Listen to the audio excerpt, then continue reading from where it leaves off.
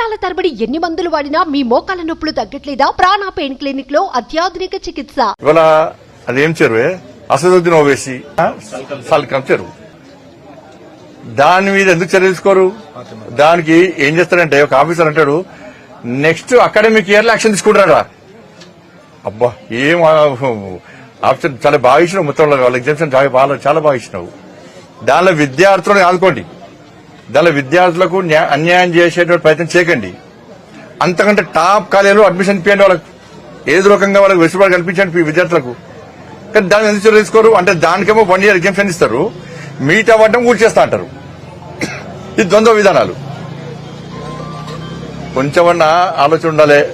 చెయ్యేస్తే మీ సంగతి చెప్తానాడు. వాళ్ళ కాలేజీలో చెయ్యేస్తే మీ సంగతి చెప్తానాడు. మా అటువంటి అయితే గుంజుకొద్దు లోపలికి. ఇప్పటికే బుల్డోజర్ పెడతాం మేము. మా ప్రభుత్వం అయితే యాక్షన్ తీసుకుంటే అందరూ తీసుకుంటాం. అంటే వాళ్ళు ఇప్పుడు ఎగ్జామ్షన్ ఇస్తారట. ఏమైంది పౌరుషం? అర్థం కాదు నాకు. ఇది పౌరుషం ఎడమైంది. మరి ఇప్పుడు చెయ్యేస్తే సంగతి చెప్తా అంటే వదిలిపడతారు. ఇప్పుడు అదే విధంగా మీరు ఎగ్జామ్షన్ ఇస్తే వెసులుబాటు ఇస్తే అందరు చేయేస్తా అంటారు. అందరు చేయేస్తే మీ సంగతి చూస్తామంటారు. అందరికి ఇస్తారా ఇప్పుడు? అంటే పాకిస్తాన్ అదేమన్నా బంగ్లాదేశ్ ఉంది. అది దానిలో విద్యార్థులకు న్యాయం చేయాలి. విద్యార్థులు అకాడమిక్ ఇయర్ వాళ్ళు నష్టపోవద్దు. కానీ భవనం సంగతి ఏంది? ఇతర కాలేజీలు నోటీస్ ఇచ్చిర్రు.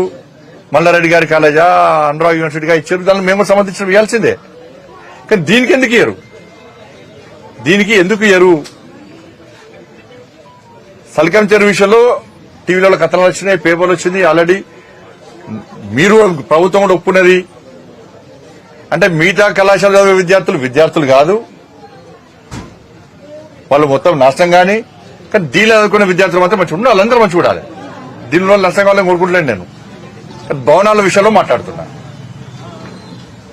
చెయ్యేస్తే మీ సంగతి చూస్తా అంటే ప్రభుత్వం వెనుకడుగు వేసింది అంటే ఈ ఇంతకంటే పిరికి ప్రభుత్వం, దమ్ము లేని ధైర్యం లేని ప్రభుత్వం దేశంలో ఎక్కలేదు.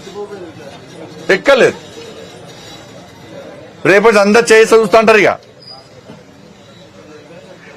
ఇప్పుడు ఏంటంటే ఈ హైడ్రా పేరుతో 6 గ్యారెంటీలు మర్చిపోయారు కదా. ఇది సేమ్ కేసీఆర్ దగ్గర శిక్షణ పొందిన పార్టీ ఇది. నాయకులు కూడా ఎప్పుడు ప్రజల నుంచి ఒక డిమాండ్, ఇప్పుడు రుణమాఫీ డిమాండ్ వస్తున్నది. ఏం చేస్తారు? మళ్ళీ హైడ్రా అన్నారు. ఇప్పుడు నెక్స్ట్ మళ్ళీ యువకులు రోడ్డు మీకు ఆందోళన ఇస్తారు అనుకో, మళ్ళీ హైడ్రా లాంటిది ఇంకో తీసుకొస్తారు. చూడరు మీరు. మీ బిజినెస్ ఏదైనా మీ ఊర్లో ప్రమోషన్ చేయాలంటే అది సుమన్ టీవీతోనే సాధ్యం. ఇప్పుడే సంప్రదించండి.